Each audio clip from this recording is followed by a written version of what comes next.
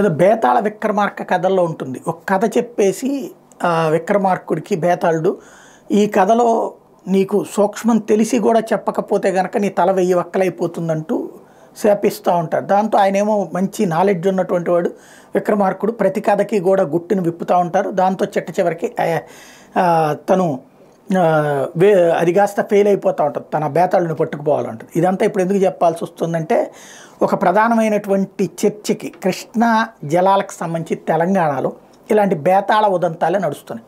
కాంగ్రెస్కి తెలుసు, బీఆర్ఎస్కి తెలుసు కేంద్రానికి జలాల ప్రాజెక్టులు అప్పచెప్పాలని.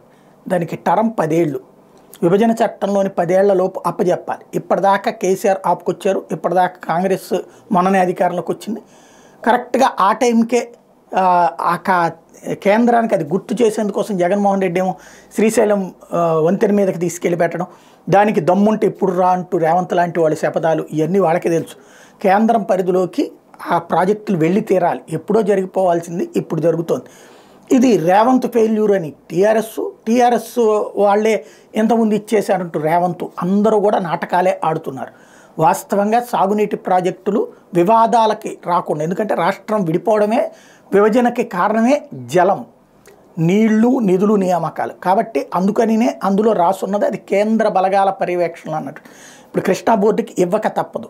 అది ఎవరి తప్పు కాదు, చట్టబద్ధం. కాకపోతే ఆ తప్పు మీదంటే మీదని తన్నుకుంటూ నాటకాలు ఆడేటటువంటి పనిని ఇద్దరు చేస్తున్నారు.